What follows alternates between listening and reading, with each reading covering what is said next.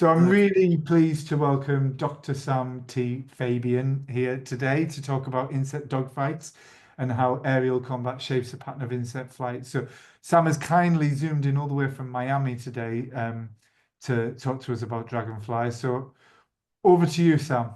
oh, thank you very much, Kieran. It's absolutely my pleasure to come and get to talk about this. So yeah, I'm interested in aerial conflict, especially in insects. I'm interested in insects. I'm interested in aerial conflict and the idea of bringing both of those together. But I think we could start with a really kind of facetious question right at the start, which is thinking much more broadly about insects and flight. And what is flight for? Why have insects become one of only four groups that we know of that have developed powered flight? What is the good and the only invertebrate that we know of to have ever developed powered flight? Why would you want to fly anywhere? And I think it's useful to think about what we think about when we're talking about insects flying around. And I think the really common thing that you might run to is something like a bumblebee. You know, this classic old thing about how they shouldn't be able to fly. That's a load of rubbish. It's an often misquoted story, but I think it's useful to think here about an insect moving between disparate, kind of spaced out resources that are in the world around it. So here we have bumblebees traveling between flowers. I filmed these in my back garden. You should start to see them on the warm days that we're having at the minute, starting to fly around spaces around you. And this is what we tend to see of as insect flight. It's this sort of bumbling, this cruising, this navigation between food resources. Maybe it's a plate of food that you've left out that suddenly got flies around it. And we think about these insects moving around, collecting resources, maybe to take somewhere else, or maybe just to lay eggs or to feed themselves at these resources. But I think the most fundamental thing here is that if you are this insect, what flight enables you to do is not have to take the ground route, which is climbing all the way down your tree, across the forest floor full of dangers like vertebrates or spiders or other things in the undergrowth that come and grab you, other insects. But instead, it's a shortcut. And it's not only a shortcut, but it's a shortcut that you take in sort of some sort of Star Wars faster than light travel. An insect that flies can generally fly 100 to 500 times faster than it could walk. And that's just actually the speed, let alone the fact it takes it as the bumblebee flies. It travels in a straight line. And so flight is amazing for getting you around. It gets you around very long distances, and it gets you there very, very quickly. And so it's this way of jumping between these resources that then spread out over the landscape. So if you have these kind of transient things that you want to harness, like flowers, like, I don't know, maybe you're a fly and you're really interested in feces or something else like that. You have this niche that's only just appearing in the landscape. You can move between them very, very fast, navigating between things that would otherwise be too far apart. And that also allows you to specialize. You could be really, really specialist on something that's actually quite rare or only exists for a very short period of time. And you can get there really, really fast. But it's not only about feeding when you get there, stocking up to go on and fly somewhere else. It's worth bearing in mind that no matter what your juvenile looks like as an insect, flight is really for adults only. Adults are basically little helicopters, and many adult insects, obviously not the dragonfly in this case, not often the cockroach or the beetle, but many adult insects do not feed. What they're doing with their flight is actually airdropping. They're like helicopters dropping troops down in a location. They're dropping eggs and their larvae to then harvest that resource so they can find these transient little things. But this is still quite a terrestrial way of thinking. What we've got here is the glorified hop. We're moving between bits of the ground, and we're moving through this, really, really fast, this hyperspace that allows you to shoot straight over to this distant location. And that's certainly true, I think, for most beetles or many, many insects. That is how they get around. Flight is just a way of moving from A to B really, really quickly. But for a lot of insects that you'll see around, especially in these spring months, a lot more is happening in the air than simply commuting, simply traveling. It's a whole theatre for behavior to happen in. So it's just expanded the volume under which different behavior can happen. And so I took this recording a couple of springs ago in my back garden, and it's only 6 seconds of footage. It's then been slowed down through because it's been taken at high frame rate. And then I've got it so that it's overlaying where all these insects are traveling. And you're not seeing beautiful straight lines between resources. You're seeing a lot of navigating. This space is quite contested. It's quite It's full. These insects are traveling in lots and lots of different orientations and moving in lots of different patterns. And so it's fun to think about what's actually going on while they're doing this. And what's the visual environment? How is moving through this space different? One of the examples for how we're very kind of terrestrially brained, we think about the world as, 2.5D. All right, things could be above you, but they're not that far above you. We tend to look at the world a bit like this, where we are fixated on the horizon and we're pretty good at looking at the ground, and we can see a little bit above the horizon. You can see the sky above the horizon. But very rarely do we actually stare directly up above us. And we're pretty lucky as humans not to have any level of aerial predator that is extant that will come down out of that sky and lift us off. If you're a rodent, like many mice or voles, they actually have regions of their eye that are always looking almost vertically upwards. And that's because they're looking for something like an owl or another bird of prey that's going to come and grab them. So this verticality is really important, but it's not something we think about things being above us. But for an insect, if we take a look at the eye of the insect, it's got these lenses pointing in all different directions. So of course you've got these compound lenses on either side of the head, and they tend to be sort of spherical or round shaped. And each one of those little blobs that you can see in the eye, each one of those little hexagons is its own lens, pointing in a different orientation. And a lot of those are pointing directly upwards. So they're looking at this sky above them. For these aerial predators that might come down and get them, or large looming objects that might be near them. And they're seeing the world in a completely different way to us. The actual vision may end up being effectively very similar. There's still an image, but their way of perceiving the space is quite different. They're looking up at the sky, they can see behind them, they can see in front of them, they can see to side to side. But this is actually where I'm going to leap off into the first example of ways in which flight is being used, not just for commuting from A to B. Because when they're staring up at the sky and looking out for these predators, that can also work in reverse. Because when an insect is flying, it is rarely more vulnerable than when flying above another insect. So here, you might have a silhouette of an insect traveling overhead, and that is when they are really vulnerable because they're so obvious to anybody who is beneath them. And there are certain individual insect groups that have developed the ability to use this to then go and hunt. So I'll talk about one here, which is predation with the robberfly Holcocephalofusca, which is a species you find in North America, but we actually have lots and lots of robberfly species back home that do similar sorts of behaviors where they're looking up at the sky and waiting for things to travel overhead. So what's happening with the robberfly? Like, how is it using its flight?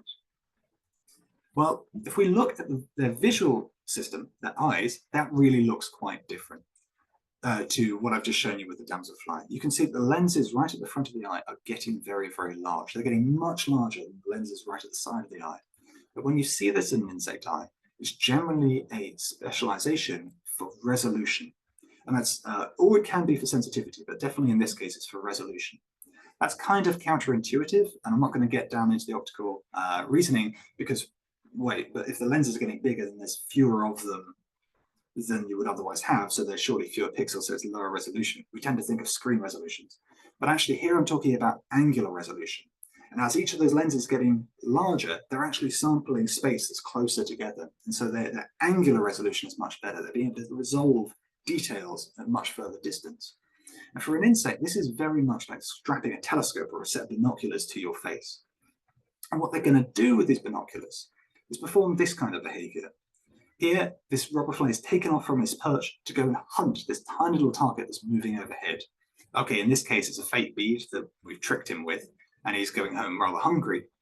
But this is a remarkable behavior because you can see in a human eye blink, this animal is able to take off, navigate its way to a moving target, whilst maintaining its visual lock on that target, hit it, and then return home. It's happening so fast that if you were to watch this with your naked eye without it being slowed down, here about 40 times, you would barely be able to see it. It would just be a little flick. But I think that's why we often miss a lot of the more complex behaviors than the bumblebees navigating between places because they're happening so quickly. But if they're happening so quickly, how can we actually harness this? What can we measure about this behavior in the field?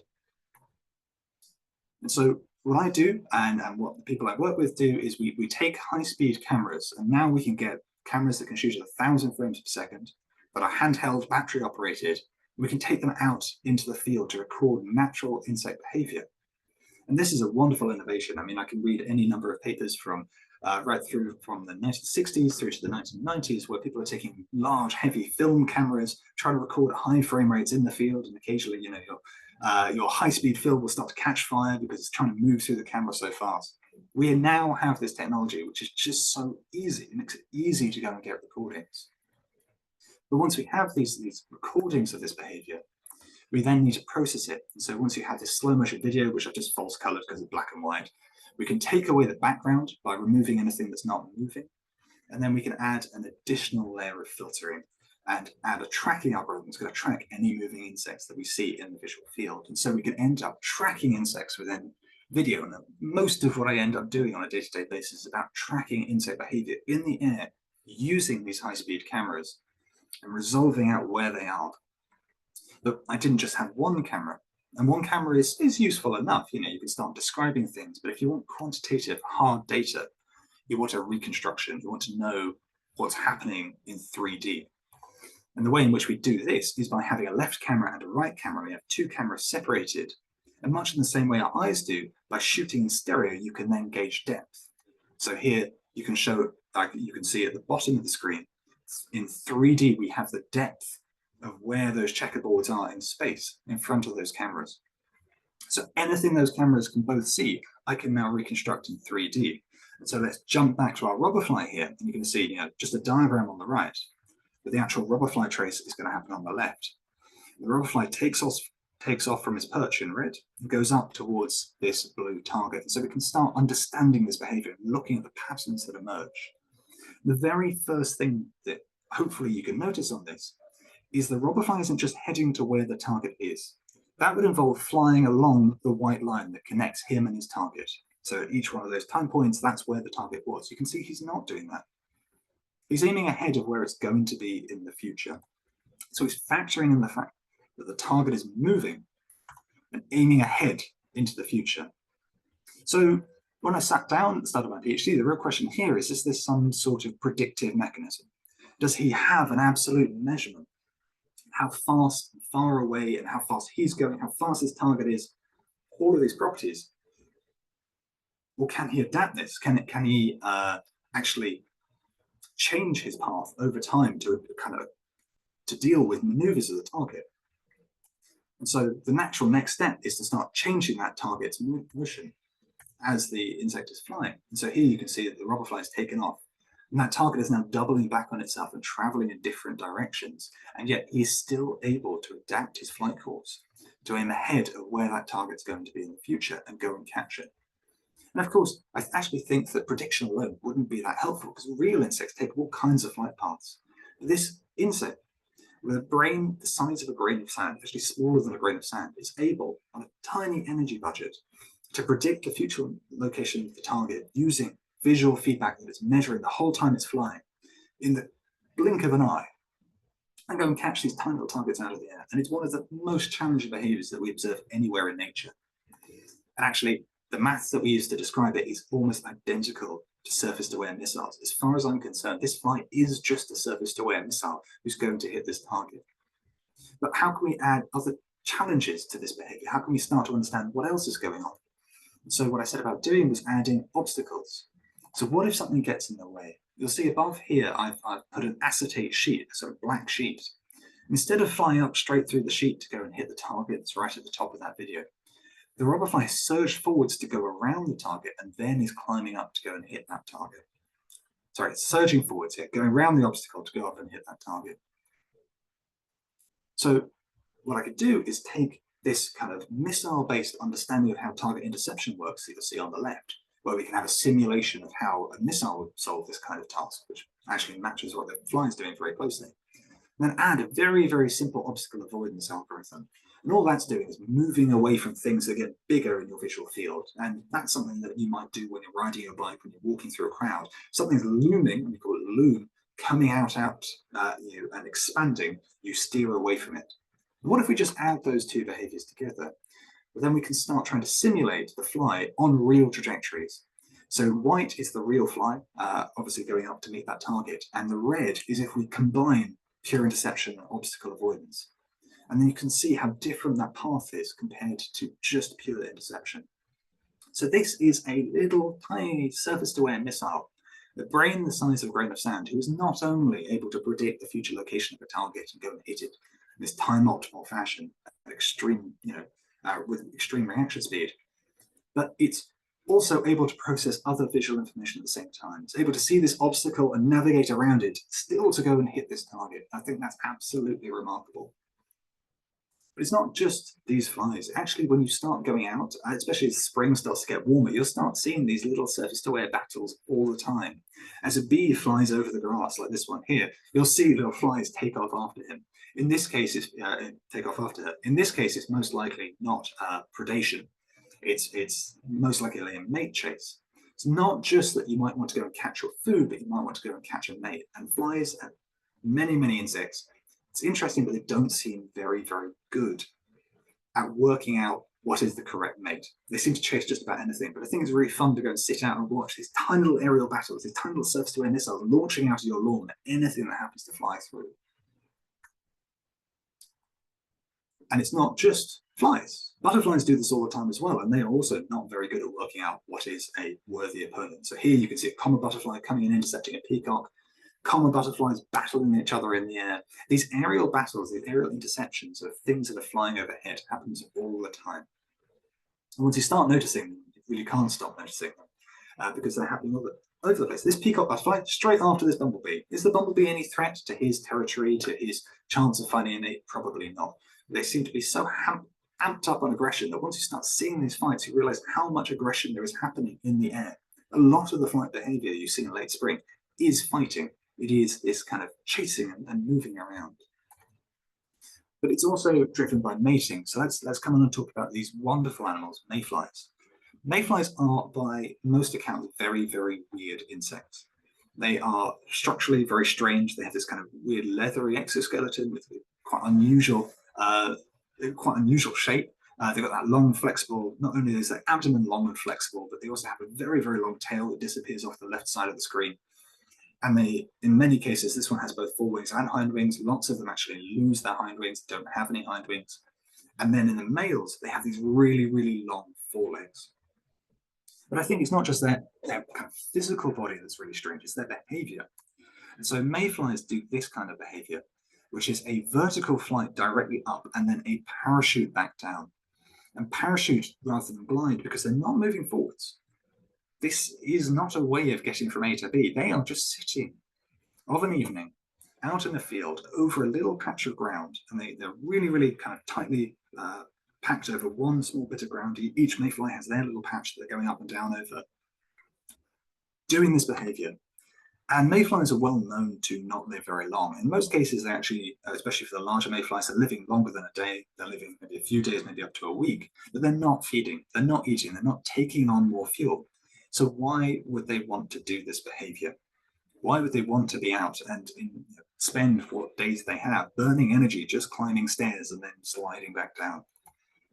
What they're waiting for is something like this. In red, you'll see a male mayfly chasing after a female who's ringed in blue. And they're waiting for her to fly overhead. So again, that sky contrast is really important. They're looking for anything that's contrasting against the sky above them and going and chasing it. But you have all these male mayflies hanging out in a field. And so when they're setting out on, making these recordings and thinking about it, I was like, well, how do they know what a female looks like? How do the males not just end up chasing each other the whole time? And that's something that really puzzled me. And I came up with very elaborate theories that involved all kinds of, UV spectral reflections and all these kind of special things that they could possibly be measuring. And then I went out and tested it. And of course, mayflies actually have no idea what a female looks like. Males will chase anything at all. Male mayflies are sexually attracted to moving silhouettes, and that is it. They will chase anything. So here's a 2.5 millimeter sphere, and they are, if I held that still, they'd go and mate with it. Same for a 5 centimeter sphere. This is far larger than any extant mayfly female has ever been. It doesn't even vaguely look like her. And yet they are still hell-bent on trying to catch this and will try and mate with it. So if these males don't know what a female looks like, why are they not all chasing each other? And how could this vertical flight behavior actually, be implemented in that? Like what's it doing that's different?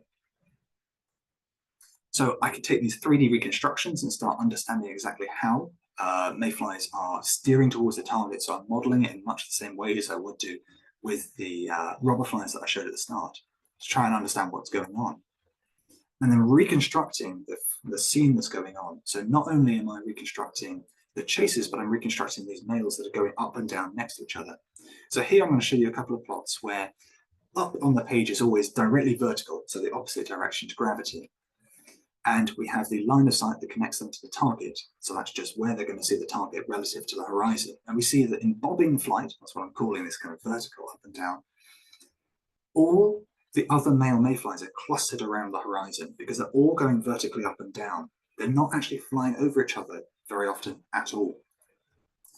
In contrast to the things that they chase, when they chase a target, those targets are directly overhead. And so that's where you can see all those that orange concentration as being. So it seems like male mayflies, when they're flying in these vertical flights, they're avoiding crossing over other males, which would then trigger this instant chase. Because the male do not distinguish between male and female. They will try and mate with another male just as easily as they'll try and mate with a female or a passing bird. They won't be able to catch a passing bird, but they'll still try. But you could probably get this with a hover, and many insects do this. You get hovering swarms where lots and lots of males stay almost perfectly still and then chase anything that flies overhead. So why would you want to go up and down? But by taking the data that I've understood from these 3D reconstructions and then creating simulations around that data, we can model that if an invader is going side to side, the mayfly interceptor is very, very good at going and hitting this target. But if that target is actually going up and down just in the way a real mayfly would start doing, it actually drops down beneath the horizon, and all of a sudden that mayfly is not able to see its target against the sky. And when that happens, they instantly stop chasing.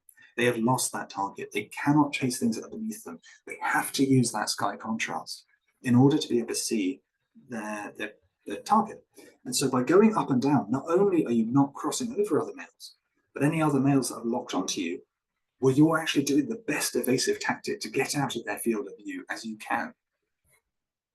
But it's actually, there's a lot more that we could talk about with these vertical flights. But let's think more just about the chasing itself, because there's a really interesting phenomenon that happens when the mayfly is coming up to a turn. So here you'll see the mayfly flying along, and then as it's coming and making this turn, those long tail filaments are spreading. You'll see it happen on the left in a second. As it makes this turn, those filaments go really, really wide. Normally, those filaments are only spread when they're doing their descent. And it makes sense that you wouldn't want them spread out when you're doing a chase normally, because that's going to create a huge amount of drag. It's going to slow you down. It's like slamming on the brakes. Why, when you're chasing, would you want to slam on your brakes as hard as possible? Well, we can actually model this. So here on the left, you'll see a reconstruction of the, an overlay of the mayfly going and chasing this target that's going backwards and forwards as they fly up. Here, this is the change in speed in meters per second squared as the mayfly is going up towards that target. Every time it makes a turn, it is slowing down as it goes into a turn and speeding up as it comes out of the turn. And that's exactly what you'd want to do in a car, right? Slow down on the turn and then speed up as you go around it. You want to conserve speed as much as possible. And that prevents you skidding out. Is that the same thing that's going on here? Are mayflies actually improving their chances of catching things?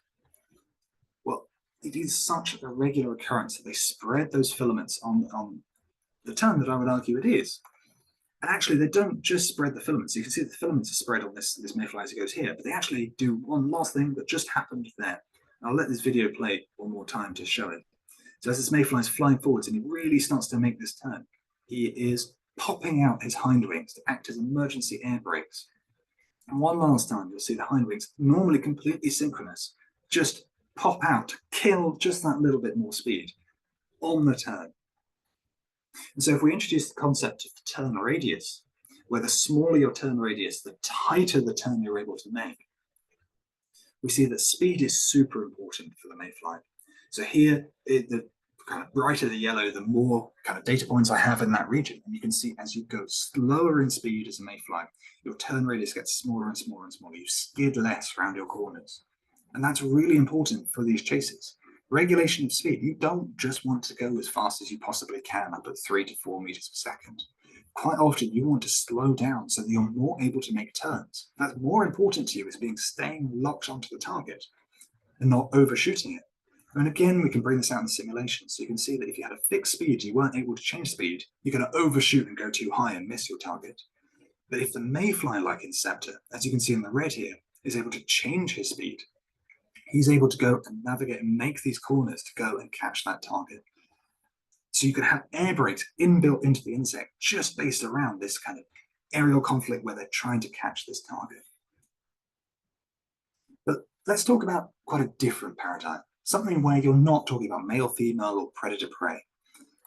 You have the predation of dragonflies that looks very much like what I've been talking about with the robberflies.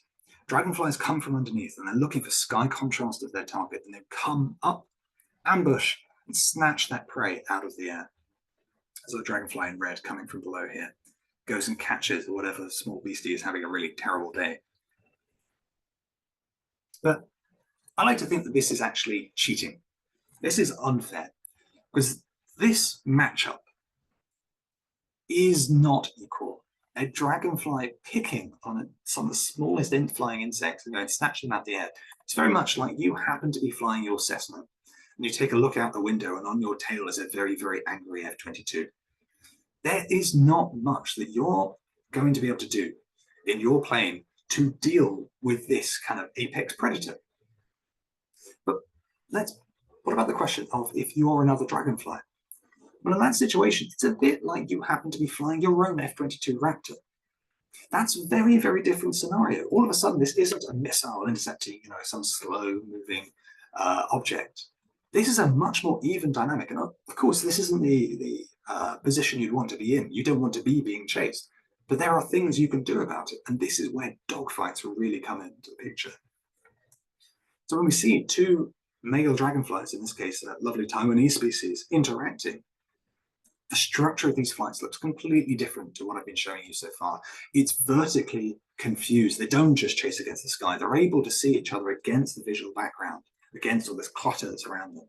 And you get these long pirouetting spirals and swaps and all kinds of things happening that you don't see in any other kind of flight. This is what's happening. These aerial battles that happen over water as dragonflies are trying to defend these resources against other dragonflies. Dragonflies are not specialized for going and hitting another dragonfly straight on. That might actually cause you some damage. It's not like going and headbutting a fruit fly. Headbutting another dragonfly might do damage to your neck or to your wings. And instead, they seem specialized to go and chase behind the other dragonfly, sitting in a behavioral blind spot that's just behind him. So we can actually take this data again and start forming simulations that use horizontal turn rate, the vertical turn rate for where they see the target, and also a certain amount of delay in where and how long it takes them to respond. And we can build a model of an aggressive territorial fight in a dragonfly, where the dragonfly is going and chasing after and looping behind, staying behind the target, which is quite different to all the structures that we've seen so far, where it's all about catching as fast as possible. But then, can we actually start to explain some of the phenomena that we observe? So sometimes dragonflies are very close on each other's heels, if indeed they had heels. It's here that you can see that the blue dragonfly is staying really close on the tail of the red dragonfly. He's staying just behind it. But in other instances, we see what you might call showboating or showing off, where the red dragonfly is looping around and around the blue dragonfly.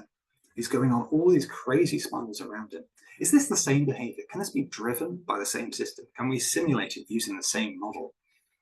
And I'd argue that it's kind of weird that you have all these overshoots. The dragonfly is almost not just trying to stay on the other's tail in this kind of safe zone, but he's actually looping around it. It's weird.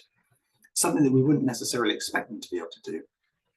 But it really also evidences that they're not just failing to hit their target. Anytime this red dragonfly wanted to, he could go and hit that blue target very, very easily. It's well within his performance envelope. He has extra speed. He has all the kind of maneuverability he should want, and yet he doesn't.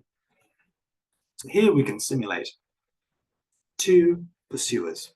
You've got the red, which is a faster pursuer, and then the dark blue or black, you've got the slow pursuer. And just by changing the speed, so the dark is the same speed as the target, the red is going much, much faster than the target, you get a very, very different phenomenon coming out. the same model, just with a slightly different speed, creates quite a different behavior.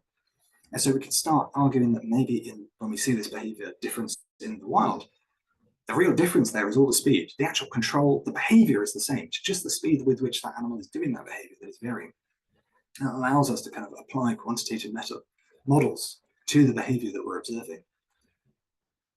But these fights aren't just about chases, even more 3D chases that go up and down and all around.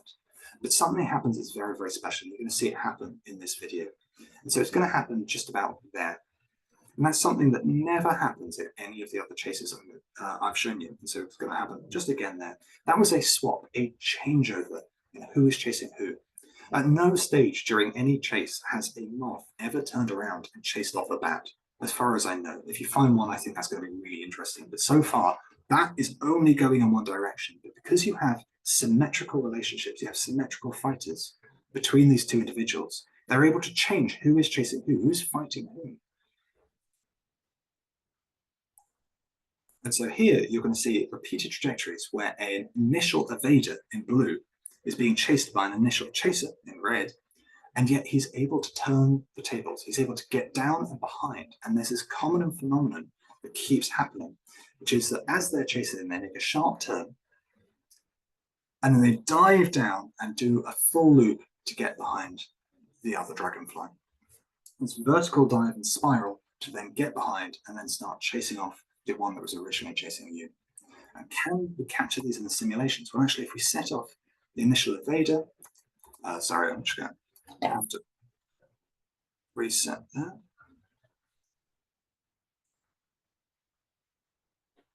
Two seconds. There we go. So excuse the black box that's happening in the middle. There we go. Should be gone. So what happens when we model this is that the initial evader does exactly this maneuver. The initial evader in the simulation is actually, when catching sight of the initial chaser, doing this downwards dive to get behind the chaser. And we can replicate the same thing that happens in reality, just based on a very simple model of how these two individuals are interacting. We can actually go one stage further and start saying, well, what happens in simulation? Apart from that, can we make predictions about behaviors we should see in the wild? And something that happens in simulation a lot is that two of them lock onto each other, and neither can quite get behind the other. And you get this vertical spiral that descends towards the ground, descends towards the pond or whatever else. Do we observe this in nature? And I'd argue that we do. So here you're going to see blue and red lock onto each other and enter this vertical spiral dive that goes down. Eventually blue will manage to get behind red and start winning that interaction. But this lock-on that was predicted by the simulation is something that we observe in dragonflies as they're flying over ponds, as two aggressive, mutually antagonistic males are able to lock onto each other, and they get stuck in these spirals and they can go round and round for quite some time. That is an ultimate test of physical endurance to make these turns. It's very tough to fly this way at your kind of maximum performance. It's also visually very hard to keep track of your opponent as he's doing all of these behaviors, as he's moving against the background at those speeds. So symmetric maneuvering between individuals leads to spirals that go down. But is this unique? Is this specific to dragonflies? Or do we start seeing it in other systems once we start looking? So here are two old duffer butterflies. It's a crepuscular butterfly species that does lots and lots of nighttime territoriality and chasing, where males try to capture females or males try to chase off other males. And I would argue that exactly what we've just seen in the dragonfly is happening here. These are two old duffer butterflies locked onto each other, entering into this vertical spiral. We're looking up at the sky, so actually they're coming down towards you. But they are locked onto each other, and you've got these repeating spirals until one of them wins out and the other loses track and then becomes the one that's being chased. And you can actually observe exactly this phenomenon happening in your own home. The lesser housefly is something that'll come in and fly around your lampshade of an kind of summer's day. And actually they will do exactly this behavior. Two males will lock onto each other, enter into this dive, this spiral, and that tends to be the start of this territorial engagement. So you'll see this if you watch your houseflies that might be sitting around your lampshade, flying around your lampshade. There's another housefly comes up to bother them, they'll enter into this spiraled descent. And this structure looks conserved between these different chasing insect systems. It seems like this spiral dive just comes up over and over again. And what's really interesting about that is it's not just insect systems that have developed this. This is something that was taught to Vietnam pilots that were flying all kinds of jet fighters during the 60s and 70s, and also through into the modern era. When we teach fighter pilots how to fly, we end up teaching them very similar to maneuvers, to the same structures that we're observing these insects do. And I think that's absolutely remarkable that you would get, at least qualitatively, the same structure coming through at the completely different spatial scales of the houseflies versus these jet fighters as they're engaging. But actually, there may only be so many different ways in which to shake off somebody who is chasing you. And so it might be that we see this re-emerging in more and more insect systems as we look. And there might be new maneuvers that we haven't seen before that are just waiting to be discovered in these insect flyers. But we can start extracting more information from thinking about these as real kind of air combat, as the way in which we would quantify how a jet fighter, how maneuverable a jet fighter, what is its performance. So we have this graph here that describes, we could use to describe simply most fighter planes. On the x-axis, you have airspeed. Very low airspeeds, it's bad because you haven't got enough air going over your wings, you haven't got enough lift, and you're going to go and crash. And at your top airspeed, that's limited by drag or by how much thrust you have, how heavy your aircraft is, these sorts of things. And then on the y-axis, the vertical axis, you can see the turn rate. And somewhere in between those two is your maximum turn rate. Now, when you're traveling too slow, your limit on how fast you can turn is force generation. You're not getting enough air over your wings to make that turn, and so you turn slower. Your flight forces are just less. Whereas at higher speeds, the reason that you don't just keep increasing your turn rate is force tolerance. Either your aircraft or your pilot are going to start falling to pieces if you apply too much force to them and you try to make that turn. There's also aerodynamic limits to how much force you can generate as well before you start stalling again for different purposes. So if we have this plot of airspeed versus turn rate, and we have this characteristic shape that all fighter planes, might be on, well, what do they look like for insects? And so we can start comparing between different insects. So there's the map for the aeroplane. And here are some of the species that I've already been talking about: the dragonfly, the mayfly, and the housefly. And you're seeing a very similar curve in all of these, except they don't have this stall speed, which is really obvious when you actually think about it, because insects tend not to stall. They can travel very, very slow because not only can they travel a bit like a plane, in the case of the dragonfly, but they can also move their wings. They can flap more like a helicopter or a drone. So they're not really stalling at these low speeds. They're still increasing their maneuverability at low speed. And so they have this kind of mixed performance where they're able to experience these high G loads at even low speeds, even at high speeds. And actually they're most maneuverable somewhere in the middle towards the low speeds. And so it's probably why we don't see insects traveling at their very fastest. We actually see insects traveling at their sort of moderate speed to low speed when they're engaged in these combats. It's all to do with where you can maximize maneuverability. But just to evidence that this is something that's peculiar to, and this extreme performance is peculiar to these chasing or kind of aerial combative insects. This is the example of the fruit fly, who, as far as I know, does not engage in any level of aerial combat. And you can see that their range of speeds, as well as their ability to actually steer, is much, much lower. They're just not able to produce the same kinds of flight forces to generate the same maneuverability. So what we're seeing in the housefly, the dragonfly, and the mayfly is really extreme behavior. It's not only that dragonflies are peculiar, there's differences between the insects I've been talking about. Dragonflies are peculiar for a bunch of different reasons. Many insects, like the fly, have quite a high wing loading, so there's a lot of mass per aerial wing. Quite stubby little wings they are as well. And the much larger wings of a dragonfly allow it to do something that is relatively peculiar for an insect, which is this: it can glide. And they can navigate without moving their wings, only occasionally maneuvering them every time they want to make a turn. So here you're actually seeing a dragonfly gliding. And so it would seem counterintuitive, but dragonflies, even when they're engaged in these fights, are actually gliding a lot of the time. So these are top-down views of a dragonfly engaged in a fight, and its path has been colored by whether or not it's flapping or whether or not it's gliding. And so the cyan, the sort of blue, is where it's gliding, and the flapping is only happening at the corners. And so we can build up these structures of these fights, and actually we get this mix between flapping and gliding that's happening throughout these turns. And on average, the dragonfly, when it's engaged in this aerial combat, is gliding 30 to 40% of the time. So a third of the time, the dragonfly is actually gliding whilst fighting. And that's interesting because it may be that energy conservation or thermal conservation is really important during these fights as well. And it's something we're only really starting to look into. But as they're fighting, they're probably building up heat. And that heat is very bad, especially if you're a Taiwanese dragonfly out in the tropics under direct sun. You're going to get so hot that you cook yourself. So by interspersing these little elements of gliding, it may be that they're able to just get a little bit cooler to reduce that thermal constraint. That's only one model. There are other ways you may be conserving energy, or maybe the gliding allows you to have a more stable kind of environment for your eyes so that you can see better than when you're vibrating because you're moving your wings. We don't know, but I think it's really interesting they have these kind of states that they can switch between whilst they're engaged in this high profile, high intensity fight. But again, to come back just to some way in which you can see this in your kind of day-to-day lives, especially coming up to May through to August in the summer, you'll see this fly, the lesser housefly that I've already brought up, who comes into your bedroom, and he'll start patrolling underneath the lampshade. So here you can see I've put a circle around him, and he starts doing these turns. And these turns on average are almost always about 90 degrees. There's a bit of a bell curve to it, plus minus 40 degrees, but on average about 90 degrees.